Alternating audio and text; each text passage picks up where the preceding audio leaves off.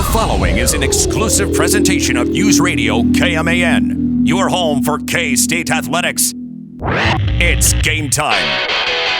This is The Game on News Radio KMAN.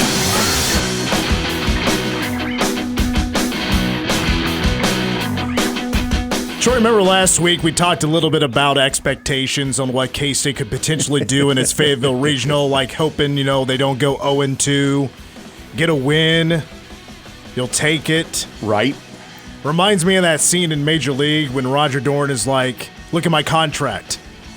This says I don't have to do any unnecessary calisthenics if I don't want to. Well, Pete Hughes was like old Lou. Through those expectations on the ground, and did you know what? Said, take those expectations, keep them to yourself. We got our own destiny. I was thinking more along the lines of Jake Taylor myself. Well, you know what that means. We've got to do. Win the whole blanking thing. Exactly. And that's what they did. The Cats are on to the Sweet 16 of the NCAA baseball tournament, otherwise known as the Super Regionals. The Cats beat Louisiana Tech. They beat the host team, Arkansas, and they beat SEMO. A 3-0 run, and K-State playing in a Super Regional for the first time in program history. Did I say first time? Second time. Second time. Second time in program history. Good catch. I forgot what I said. Welcome to the game, Mitch Fortner, Troy Coverdale. Hi. AJ Shaw. Here's the game-winning call. Soft liner, caught by Day, and Lightning strikes twice. Slack does a flip on the mound, and folks, the Cats, for the second time in school history, are going to the Super Regionals. 11 years ago to the day, K-State punched its first ever Super Regional ticket. They do it again tonight in Fayetteville. Kansas State beats SEMO 7-2, and Charlottesville, we're coming your way this week. Unbelievable run for the Cats. And, boy, you want to talk about what kind of turned into a dream scenario for K-State. For a regional championship, you're taking on a 4 seed. You start out, though, in a scenario that you're like, oh, God, this is not good. Now we're being bombarded by the weather. We get 2 delays. We have to postpone game 1 to the second day and have to play a game and a half on day 2. Cats got out of there unscathed. Boy, a whole lot to react to. A whole lot. This is a jam-packed show at 5:10. We'll be joined by Brian Smoller. He was there on the call with who you just heard, Matt Walters, in the 3 games where the Cats go, again, 3-0. And they're on to the Super Regionals to play Virginia this weekend for a best of 3. We'll play Stump the Shaw in hour number 2. We're going to have a short show Tuesday, Wednesday. So we're going to do Jabroni of the Week today. And it all ties into this past weekend. So that's another reason why I wanted to do it today. Sorry about that. I'm digging through some of the prediction numbers dating back to last week. Stats War on X and some of his numbers, the stuff that he ran through the computers and probabilities and the like. Even on day 1, he had Louisiana Tech at a 55% favorite to win. They are the 2 seed. Had Arkansas 76% to win the opener, which they did.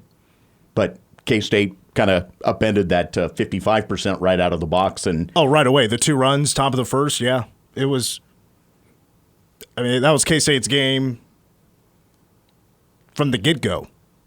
And so was the SEMO game. Arkansas was a different story. But there's only really one place we can start. Your K-State Batcats are Fayetteville Regional champions. As a 3 seed, they did the unexpected. They did the impossible. They took down the best left-handed pitcher in the nation with a 6th spot in the 5th inning. The most runs he had allowed all season doubled the previous high of 3. Just his 2nd loss of the year. The Cats are under the Super Regionals for the 2nd time. in program history. Let's celebrate. It's time to get set for the Cat Attack. You can feel the excitement. You can feel it coming on. For Kansas State, the feeling's growing strong. You can join in the action. This is where you want to be. With Kansas State, come on, set your spirit free. Kansas State, our pride is with the Cats. Kansas State, come on, join the Cat Attack. Kansas State, excitement's in the air. Kansas State, the fun is being there. Having a good time there. Purple and white we share, showing our colors everywhere. Kansas State, our pride is with the Cats. Kansas State, come on, join the Cat Attack. Hey now. All right, what are you showing me here? That is when we started the discussions last Monday. I made reference to the first run of predictions that had gone through Stats War stuff.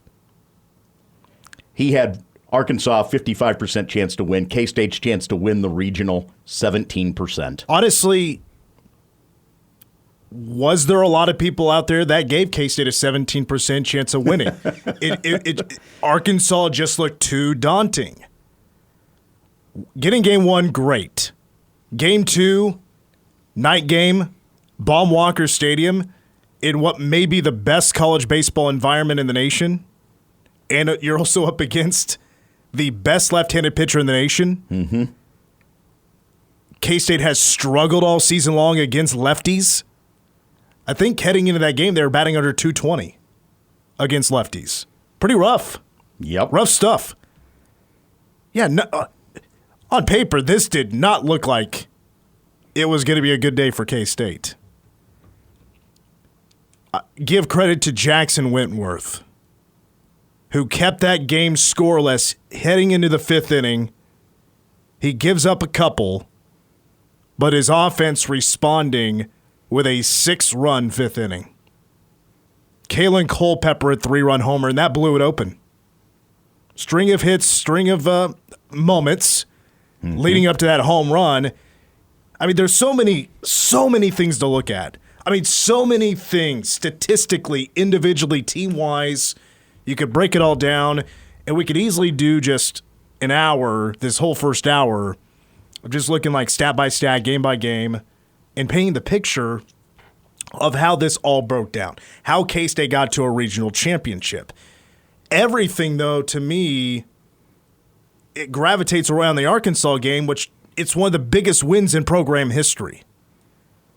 And I said last week, and it was a part of my whole spiel about how I'm staying patient with Pete Hughes, how I'm probably one of the few that continue to have his back despite the struggles in the second half of the season with having all this talent. Well, we saw now, and it happened at the right time, on how good this talent really is. And there's so many names to look at. First of all, 6 laying on the all-tournament team. Check that, 5. 5. They put K-State next to not a K-State player. But Kalen Culpepper was the MVP. Jaden Parsons, Chuck Ingram, Jackson Wentworth, Tyson Neighbors, all land on the all-tournament team. Culpepper may have been the easiest ballot of all. Hits for the cycle on the bridge game. Yep. Friday, Saturday. Turns around and hits the homer that essentially settles things with the 6-run inning. And improved his draft stock, too. I think he's going to be a pretty high first-round pick now.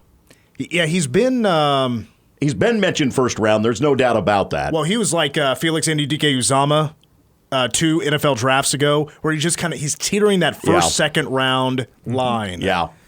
I feel like Kalen Culpepper is a first-rounder. It would be K-State's second in 4 years. Hey, Jed Hoyer of the Cubs, you know who to pick now. Look at you trying. Are the Cubs going to need a second base, or going to need a shortstop or a third baseman here in a few years? Probably not, but I'd like to have him on our team because he's a beast. And he unleashed a cannon of a throw on that double play last night. We're going to wind up with the Cubs as the unofficial K-State baseball team, aren't we? if this happens That's true. because of Jordan Wicks Yep. added in there. He made a pretty quick rise. Yeah. He's currently hurt, but he's going to be back soon, and he's going to get back to pitching like he was before the injury. Boy, I mean, so many places to go here. Let's touch on a couple of things that I was just thrilled about. Just let's talk about K-State as a team. And it's not just the Arkansas game, which, by the way, I was watching in Prairie Band Casino. And Lindsay, she hadn't really played blackjack before, but she wanted to play. So I gave her $40, and I stood behind her while she sat at a full $10 minimum bet table. And I kind of coached her, like kind of told her what to do, and had a great view of a TV. Uh-huh. And as Culpepper was hitting his home run, Lindsay was dealt a blackjack. That is not a joke. It couldn't have been perfect timing. And I'm on the phone. I'm texting my friends. I'm like, boys, this is our night. We just hit a blackjack. Culpepper just hit a home run. I'm feeling pretty good. Feeling pretty good. Then we go to the bar. We're done. We over doubled our money. So we go get another drink. We're at the bar watching the game. It's tense. It's so tense. And the Cats get through because thanks to Tyson Neighbors grinding through over 3 innings of work after Jackson Wentworth goes 5 2/3, giving up 2 runs on 7 hits. And by the way, how about Nick English coming up with a home run, sneaking over the left field wall, just enough insurance. And of course, this team has a flair for the dramatics. Gave it that 2-run homer. I mean, for Neighbors, it's not going to go down as his best work ever. Pretty tense situation. But I would have to say, from pitcher to pitcher, what really impressed me was K-State's pitching on 2 strikes. When they needed the big strikeouts, end an inning, blow one by him or get the breaking ball, deliver it perfectly. K-State was consistently good with that 2-strike pitch. There were some walks, of course, but when they really needed it, man, were they good. And it wasn't just the Arkansas game. I think against SEMO, it was really good as well with Ty Rule, who went 4 innings. It does pose the question, was there a concerted effort to go from nibbling at the corners to trying to overpower when you get a guy down in the count, 0-2? Just kept so many pitches low in the zone. Mm-hmm. Like borderline pitches. You think they're low, they're going to curve low, or they're just not going to hit. And I thought the umpiring was really good pretty much all weekend. And they were just delivering really solid pitching. It was just about consistent across the board. Offensively, the Batcats all weekend hit .333. Mm-hmm. ERA for the pitching this weekend, 4.00. 2 numbers that are much better than what they were doing in the second half of the season.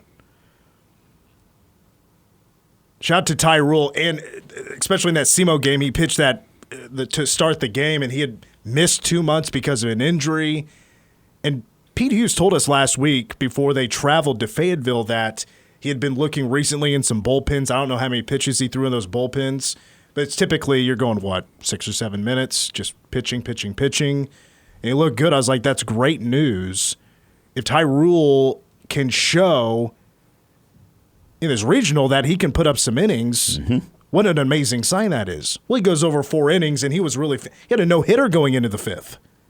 He just gave up the 2 hits, no runs. I mean, if that's not a sign that K-State's pitching is now hitting at the right time, I don't know what is.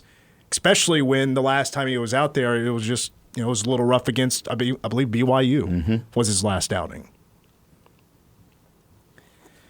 Offensively, what I loved to see was them get back to hitting home runs. This was a team early on that showed that they had power, and this has been Pete Hughes throughout the last 4 years, is that, boy, does he have he can build a lineup that hits for power. The last 3 seasons have been the 3 best seasons in program history in hitting home runs, and K-State hit 7. The last time K-State hit 7 home runs as a team, because this was over 3 games, right? Yes. The last amount of games you would have to go to add up 7 home runs, 15 games. I mean, K-State was not really hitting the long ball. Plus, I mean, again, SEMO, it was all singles, which was crazy. Right. Just kind of chopping down, chipping away at SEMO, which was pretty fun to see that they just got it done on all singles and beat them 7-2. Just so many things stand out to me, team-wise. Kalen Culpepper goes 7 of 12, 4 extra base hits, a couple of home runs, hit for the cycle, 7 RBI. He was named MVP. That's your first rounder playing first-round baseball. That's top tier. That's top shelf. Kalen Culpepper. I mean, and I'm not trying to make an example of anybody or trying to throw any shade at anybody, but Brady Day didn't have his best weekend. If you're telling me K-State would go 3-0 in a regional and Brady Day was hitting 214, I don't know if I would have. And that's not the worst day in the world, of course. But he's definitely much better than that. What I'm saying is he maybe didn't have his best weekend, but he had plenty behind him to back him up. Brendan Jones hit 385. Jaden Parsons over 300. David Bishop, Nick English. You just had enough guys through the lineup that could go get you a big hit or go get a big play. That's why I was patient. That's why I knew this entire time that K-State has the talent to go win some games. We just watched it all come together and be consistent for a weekend. And this is really fun, isn't it? Oh, absolutely. K-State baseball is on to a super regional for the second time in program history, and we just watched them play their best baseball of the season. K-State had scored at least 7 runs in every game. That is something they weren't even close to doing in the second half of the season. Right. Not even close. They had done so a couple of times prior, all in the first half of the year.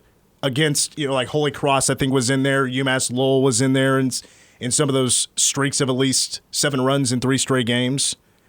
I mean, 19 against one opponent is pretty strong. 6 against the best left-handed pitcher in the nation. Never would have expected that. But they had a big inning.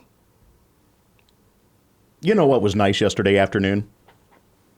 Watching the crowd at the Arkansas SEMO game start to just dwindle as the afternoon went on. Well, I noticed at first pitch, it just wasn't as full. No. That K-State game kind of rocked them a little bit. Yep. A 3 seed coming in to their house and beating Arkansas. Mm-hmm. First time that they have not played for a regional championship since 2006. Wow. And they consistently these days are hosting. Right. And once in a while getting to a College World Series.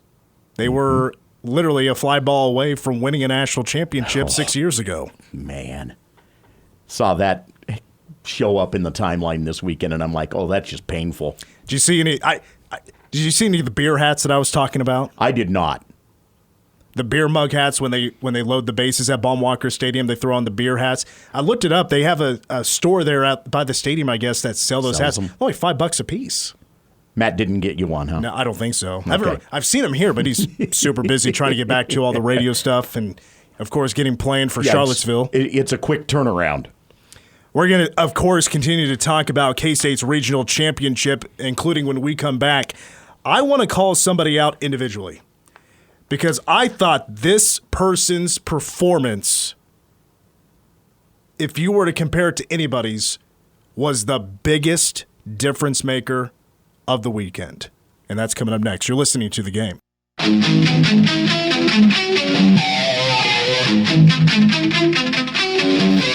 Well, I know it's on Tuesday, but we will have a Jabroni of the week. That'll be coming up in our next segment. We'll play Stump the Shaw coming up at about 5:25. 5:10 will be joined by K-State's Brian Smoller, who was on the call these 3 games, also with Matt Walters. Speaking of Smoller. Game-winning hits. He smokes the ball here down the left field line, hunting towards the corner, and it is gone! Nick English with a solo home run here in the 8th inning. K-State not only gets their first hit off of Bybee, they get their first run as the true freshman delivers his 3rd homer of the season and a big insurance run for the Cats. They're up 7-4. And that turned out to be K-State's game-winning run. in a 7-6 victory over the Arkansas Razorbacks, the 5th-ranked team in the nation. I love that guy, Smoller. He's the best. He's okay. He's all right. He's cool. I think he's better than that Fortner guy, to be honest with you. I agree. So is Matt. As a matter of fact, I got plenty of emails this weekend saying that. No, it was about how they appreciate Matt and Brian on the call for baseball, and just us having it available, not just for network games, but for our solo broadcast as well. When it's not affiliate games or anything like that from Learfield, it's our own broadcasts. So it's our pleasure to bring you K-State baseball, and this is going to be a very K-State baseball heavy show. Of course, Smoller again joining us at 5:10. We'll look at the field a little bit later on in the show. How about Evansville? Right. Speaking of Missouri Valley Conference, as I brought that up as part of the discussion last week, upset. They, as a 4 seed, are heading to the Super Regionals. Yeah, they're headed. Just the 9th ever. Oregon was a 3 seed. They're headed to the Supers. West Virginia, a 3 seed. Also headed to the Supers. Their first ever. Oregon keeps the Pac-12 alive. Is that really West Virginia's first ever? Yes. Oh, wow. I didn't know that. I wouldn't have guessed that. Yeah. How about that? K-State has better baseball history than West Virginia. I would assume. Did they get to the College World Series off of that one Super Regional? I would have to double check. Well, maybe I shouldn't say that. Because Super Regionals, that started in what, like late 90s? 2000s. Yeah. Is it 2000s? Yeah, okay. Right at the turn. So it's not like it's been going back to like 1942 or anything like that? No. Mm-mm. No, trust me. One of my favorite things to do during the College World Series is always note when they bring up the team's number of appearances and the fact that Northern Colorado has X number of appearances. In a Super Regional? In the College World Series. But what that amounts to is back in the days when it was literally built on your region. You know, we call them super regionals, and regionals, but back then it was you had to win, say, an entire Rocky Mountain region. And there are so few baseball playing programs in Colorado at the time that it kind of was set up where, yeah, they had success. West Virginia has never been to a College World Series. Yeah, okay. And it is their first regional championship. How about that? All right, back to the Bad Cats. They are your Fayetteville Regional champions. They are heading to a Super Regional. That'll be in Charlottesville, Virginia, to take on Virginia. To go back to Evansville for a moment, beat number 14 East Carolina today, 6-5. Virginia is number 12. If you're keeping up with all the 1 seeds, they are the 12th best 1 seed, which I'll give you the quickest preview of Virginia. So Arkansas, K-State, who K-State played on Saturday, the best pitching team in the nation. Virginia is the best hitting team in the nation. Okay. So heads up. Kind of flipping it a little bit. Oklahoma State down in the top of the 7th to Florida, 4-2. Florida looking Yeah. to steal one in Stillwater. That's the only active game. Earlier today, Oregon State punched their ticket. They beat UC Irvine 11-6. I want to give a cat his own segment here real quick because in the second half of the season, and again, to me, this K-State baseball season, this regular season, was a tale of two different halves. How good they were in that first half of the season, and then when the schedule got a lot tougher, not just in Big 12 play, non-conference play, the schedule not only got tougher, it got more hectic, time-consuming, travel-wise, barely played any home games in April. Mm-hmm. It was busy, and not a lot of time at home.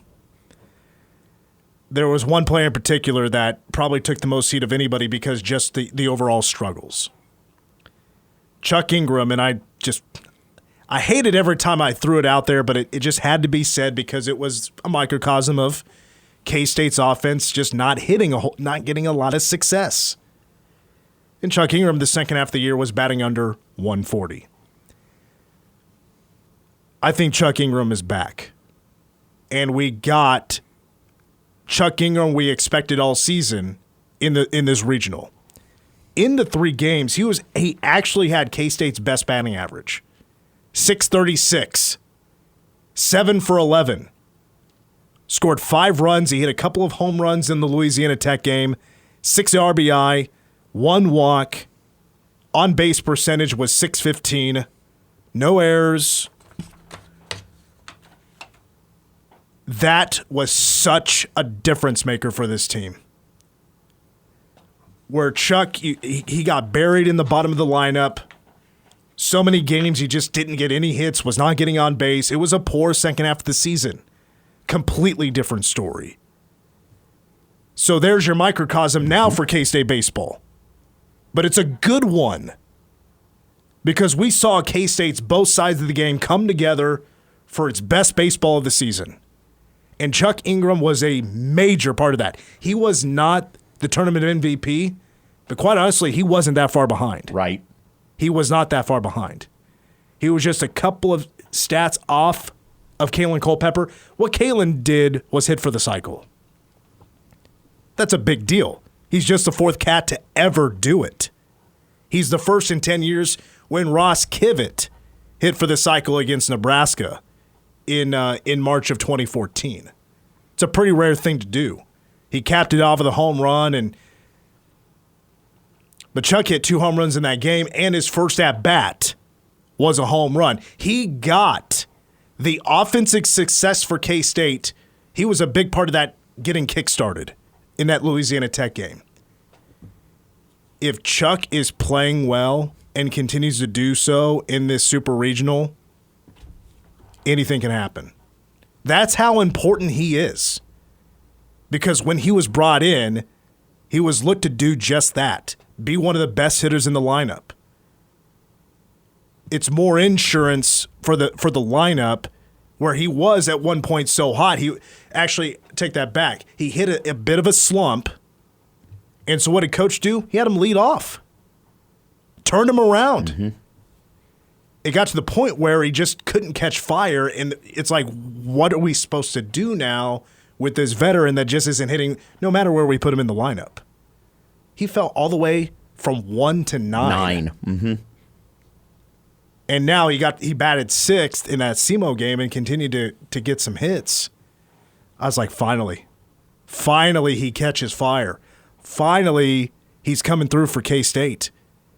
I don't know where he was when it comes to mindset, but if I'm him, who had just a ton of success coming into K-State, and you're brought in on a pretty high role in one of the best transfers K-State's ever had, and you're not coming through, that's tough to keep your mind clear. That's a really big battle mentally. It has to be. Unless you're the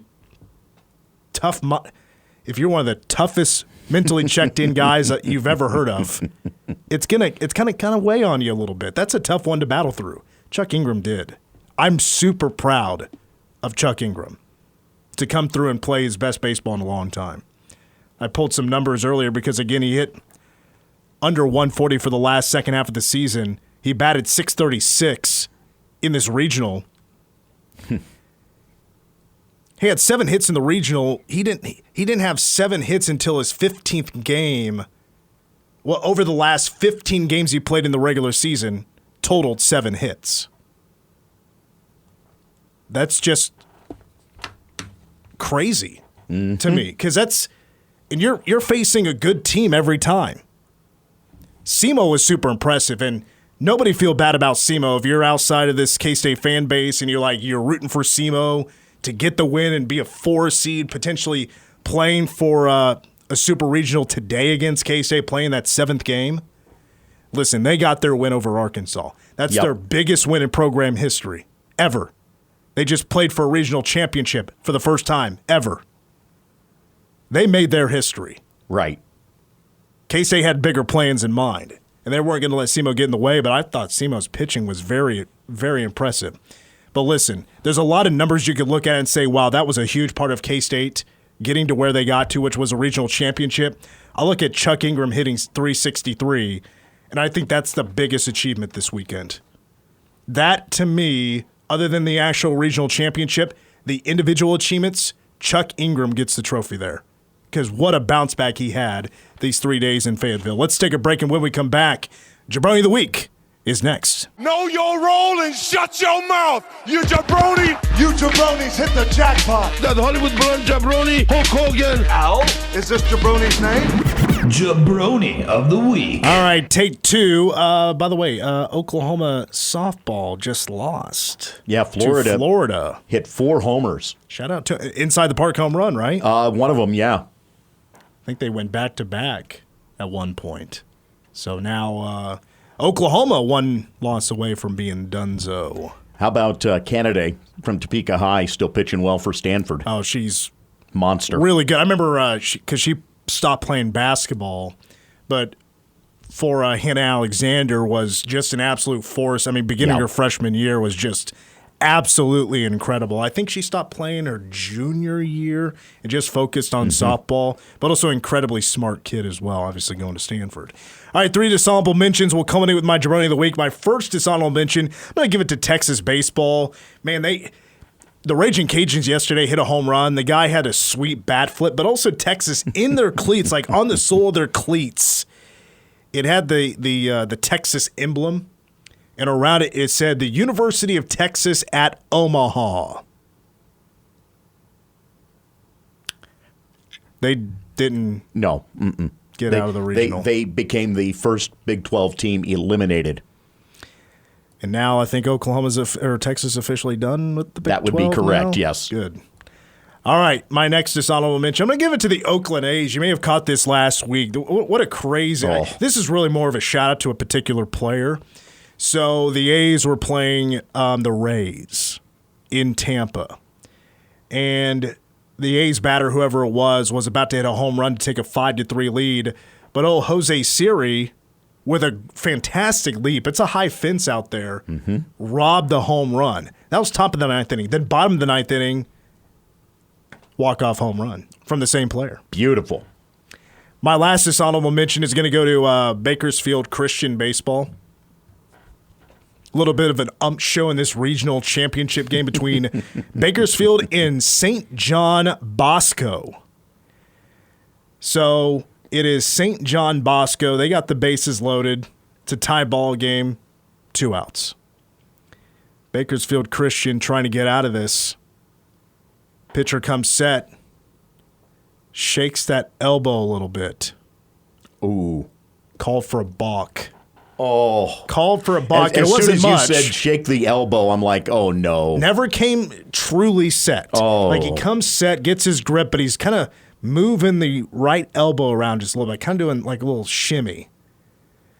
And the thing is, like, and I'll ask you this, like, even though it really wasn't much movement, are you calling a balk in that situation when a regional championship is on the line?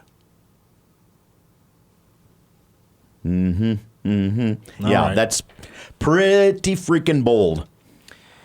My Jabroni of the Week does have to do with this Fayetteville Regional. Never knew this guy existed until started doing a little trash talking on Twitter, and I got to be honest with you, I found it to be rather impressive. Your Jabroni of the Week is your boy Ozzie Maverick, who is an Arkansas fan.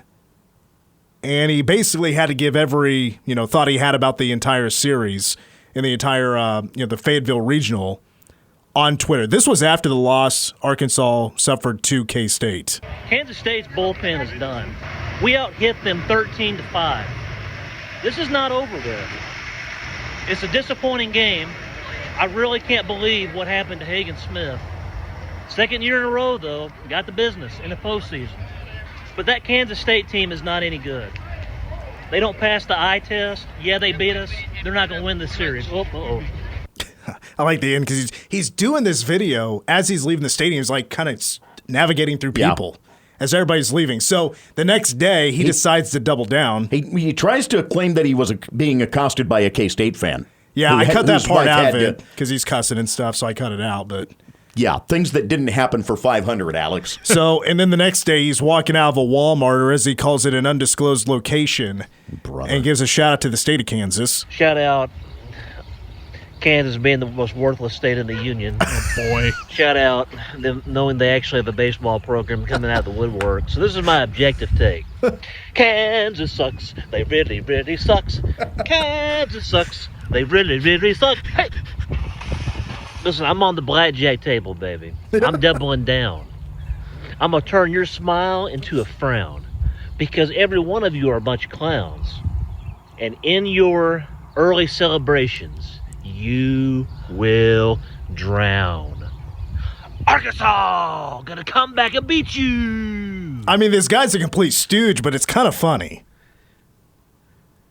So bad. For all the issues Twitter has had, it still never ceases to amaze me how funny things can be on there once in a while. Because that was downright hilarious. Now, these next two clips, this is before and then after the SEMO game. Because they never even played K-State again. Here's our boy again, Ozzie Maverick, saying this will be no problem that they're going to win a regional. You got us last night, I'll give you that. But if you look at it objectively, we out-hit you 13-5. Objectively, yeah. You just burned through your best three arms. You don't have the depth that we do. So I guess I got news for you. Just like Dave Van Horn told that jackass from the media yesterday, no problem. Today starts the day that we're going to come back and beat your ass. You suck, and I'll make sure to let you know about it. You'll notice that, by the way, he's praising Dave Van Horn in this video. Yeah. So then after the SEMO game, which, by the way, I guess they didn't have that depth at pitching like they thought they would, like apparently. he thought they would, then trashes the coaching after the SEMO game. I appreciate everything Dave Van Horn did building the program. Dave Van Horn, you got to go. I will forever be naming you Dave Van Choke. Dave Van Choke is a loser. I want him gone. Nate Thompson's a loser. Matt Hobbs is a loser. You might rethink that. No, I'm good. Gets that drive-by criticism. Might rethink that. You know you're in trouble when your mom is chiming in on the video. Now, I will say... What a meme. Our boy, Ozzie Maverick. God. We may need to pull that clip just to have the...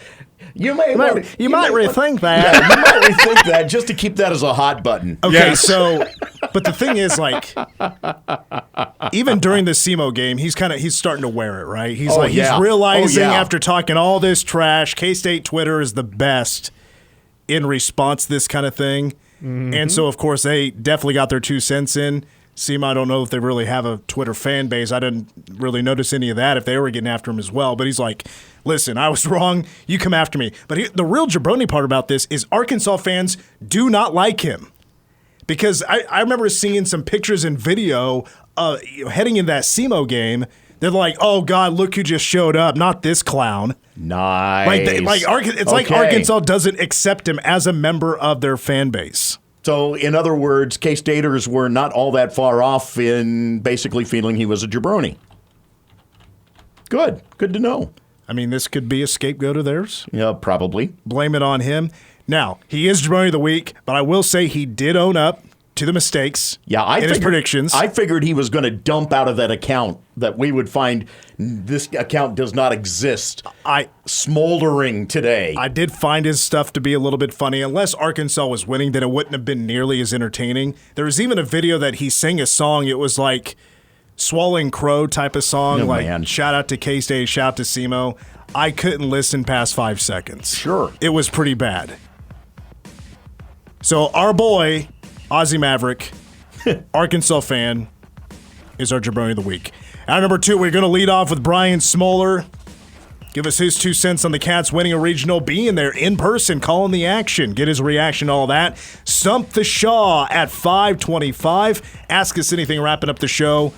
Hour 1 in the books. Hour 2 up next, and so is your local news. Stick around. You're listening to The Game.